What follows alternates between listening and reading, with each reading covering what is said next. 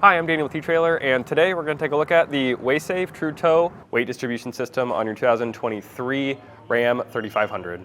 If you have a large travel trailer like our neighbor did today, he just had this bumper pull, and this is pretty big even for the truck he has. He has a 1-ton truck, and this put a ton of rear end sag on his truck, and it was pretty unsafe to drive this down the highway. Just how heavy this is, it could create a lot of sway and make this pretty uncontrollable. So adding a weight distribution system will use tension to take some of that tongue weight off the back end, take some of that sag away, and it'll redistribute that weight throughout both axles of your truck. So weight distribution is definitely needed for those heavy rigs.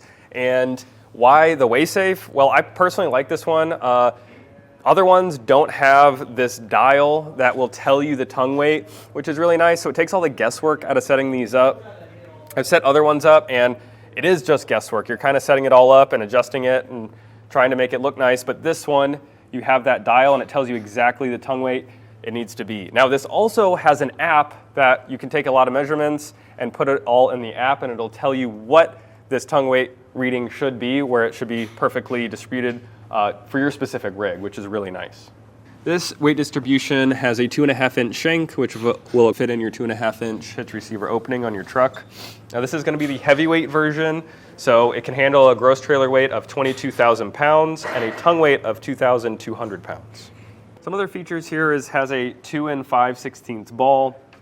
And then another thing that makes it stand out is it has this screw on top, and you can adjust this with the tool provided.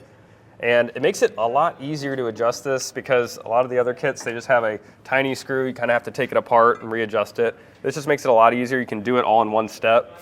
Now, another thing, it has a pin. It comes with a pin, and it is a locking pin, which is nice. No one can come and take this if you're decoupling it later on. This also has anti-sway built into it. So when you're traveling down the highway, maybe high winds, you're not going to experience that back and forth. Now, I will tell you, this is really heavy, and driving this around the parking lot, I was actually pretty scared without this. So I would not drive this without this weight distribution system. So I definitely highly recommend it if you have those heavier trailers. Now, as far as install goes, this isn't too bad. There's just a lot of things you have to adjust and keep in mind, and I'll walk you through all that in this video. But if you don't have the time or tools to get this installed yourself, you can check out our dealer locator, and you can find a professional in your area to get this installed for you. But without further ado, let's get into the install. First off, you want to pull your truck and your travel trailer on a nice even plane, and I uncoupled and we pulled the truck a little bit forward so we have room to work, and we want to find out the tongue weight. So I have this tongue weight scale here, and we're going to drop down all the weight on this scale because that's going to help us determine the height of where we're going to put our hitch. So you can use the tongue weight on the WaySafe. It does have a scale on there, but you have to do some guesswork on where to mount this on your bracket. So it's a lot easier to use a tongue weight scale like this, and it's a lot easier to read because on the scale on your WaySafe, they're a little closer together. But this is just the big truck, big RV one, and I'll go ahead and lower our trailer down.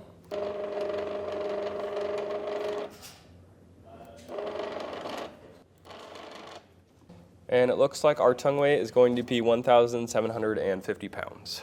Now we need to get our trailer as level as possible, and I've added a couple pads under here. If you are at home, you could add some wood, just because we didn't want our jack stand to bottom out. But I've already leveled it out, and there is a bubble level up top here.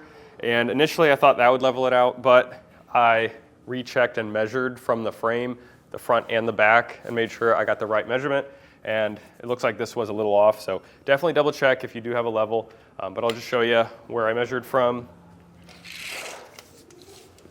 So there's going to be a large I-beam, that's the frame, so I'm just going to measure to the bottom of that on the front, and I got about 19 and a half, and I just want to make sure that's going to be the same on the back. Looks like we got right about the same, so we're level. With everything nice and level, we can now measure from the ground to the top of our coupler. I'll just get a tape measure, measure the best I can. So it might be easier you can grab a small torpedo level, and this will help you get more of an accurate measurement. And we got right about 27 inches. That tongue weight measurement and the measurement from the ground to the top of the coupler, we're gonna have to do a bit of math to figure out the height of your ball mount. As per what the instructions say, you have to add 1/8 of an inch per 100 pounds of tongue weight. So we have 1,750 pounds. That means we have to have this ball mount 2 3/16 of an inch higher than what our measurement here was. This hitch bracket can be mounted in the rise or drop position. Now we have it in the rise position, and we just got it as close to that measurement as possible from the ground to the top of our ball. And then I put our large grade 8 bolts in here with a washer, and then just get a washer on the other side, split lock washer, and a nut. Now, something to keep in mind is if you have airbags on your rear suspension, like our neighbor does today, you want to have those deflated. The reason being is because they're really trying to do the same job as the weight distribution system. They're trying to level everything out. And for the weight distribution to work correctly, you need to have that real sag on the back end of the truck because they can't interfere with each other. So just make sure you have those lowered down before you get the system set up. Now we can tighten and torque our bolts down. I have a 1 1/8 inch wrench and socket.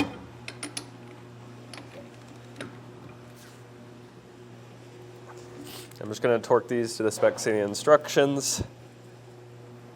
It is pretty high. So if you don't have a torque wrench that you can use at home, you can usually rent one from your local auto parts store.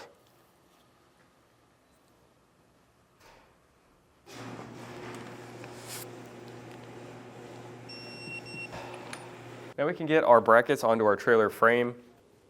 First, you want to measure from the center of your coupler over to 32 inches. And I'm going to make a mark right there. And we're going to just check, make sure there's nothing behind here, no brake lines, no propane lines or wiring that we're going to crush. We're looking okay. Sometimes there can be bracketry in the way that you can't move. So you can move that back to 27 inches from the center of the coupler. Try and keep it as far back at that 32 mark because it'll work the best at that mark. So now with that mark in place, we can get our brackets. We'll grab our C channel and we'll get our 3.5 inch carriage bolt. Put that through that top hole. There's gonna be a large space and these couple of square holes are gonna be facing the bottom. We'll take the bracket that goes on the back. I'll fish it through and get this attached. And then on the back, I'm just gonna get a split washer and a nut. And then I'll just put our other 3.5 inch carriage bolt through the bottom. I'll just get this loosely in place. And then now I can just move this around and center it on the mark we just made. So I'll get that centered up. And looks like we are hitting a bracket over here. So looks like there is going to be where we're going to have to tighten it down. We can tighten and torque these down now, and I'm using a 3/4 inch socket. And when you're tightening these down, you want to make sure you go back and forth between the two because you don't want to tighten one down and pinch one side. So you just want to do it evenly, and you want to make sure that this bracket stays nice and straight. Next, we'll take our spring arm platform and get this installed. So I'm going to take our 3-inch carriage bolts, get that put through the square side, and we want the top of this bracket to be 10 inches below that measurement we got for our coupler height. So we got 27 inches, so we want to be minus 10 inches for that, so we want to be at 17. So let me get a measurement at that. And where I put it is looking pretty close. That's actually very close, so you just want to get as close as possible. And once you've done that, we'll just get our hardware on and tighten and torque it down.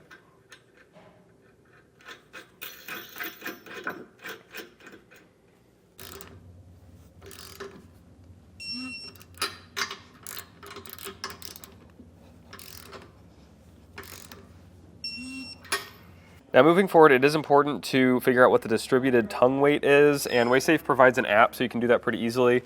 You can just put the vehicle you're working with, and then what type of weight distribution you have. We have a travel trailer, and then there's going to be a couple questions on different measurements, and it'll prompt you through all these, like what you need to measure and wear. And the instructions, it's in there as well, so it's not too difficult there.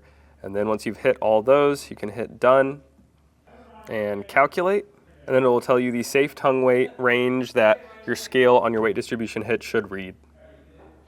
Now we can put our spring arms in place. So I'll take our pin out and just line the holes up. Just put that pin back in.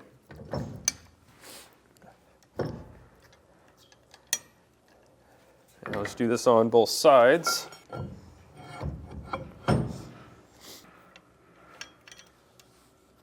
Now we can hook up our coupler onto our ball. Before we do that, I'm going to move these out of the way, of course, so we don't back into our trailer. Now we got it backed up, and I'll lower our trailer down. We'll just keep an eye out on that tongue weight scale.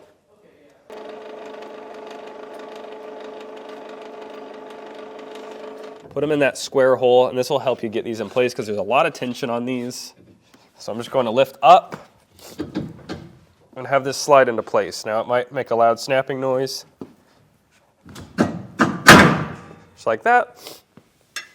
And with that in place, we can get our L bracket, put that down, and put our pin in. Now with those spring bars in place, we can dial in the DTW that we got on that app. Now our safe zone is 3,950 pounds, and we can adjust the lead screw on top accordingly, depending on if we need to go up or down for what the scale says. Now on the app, we did get a lower number because we accidentally put feet in instead of inches, so definitely put inches for all your measurements to get that number. And this is that lead screw I was talking about, and when adjusting this, you want to make sure this bolt is going to be loose down here. And depending on what your value is and what you need it to be, if you want it to be less weight, then you want to turn this counterclockwise.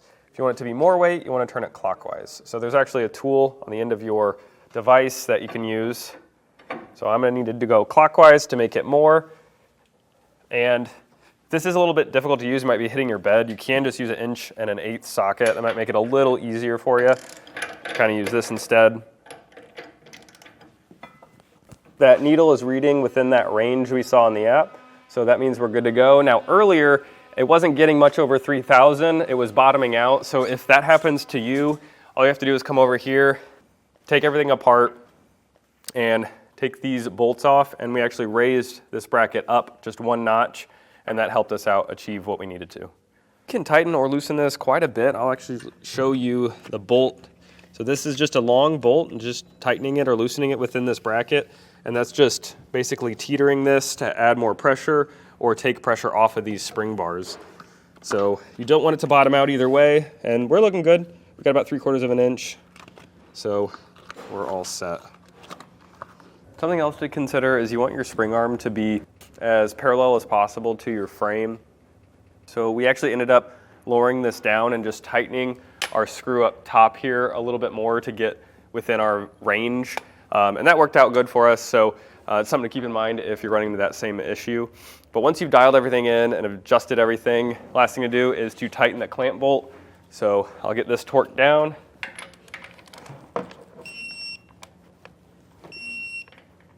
Once you got everything dialed in, you can hook your safety chains back up and travel down the road a lot safer with your WaySafe weight distribution system on your 2023 Ram 3500.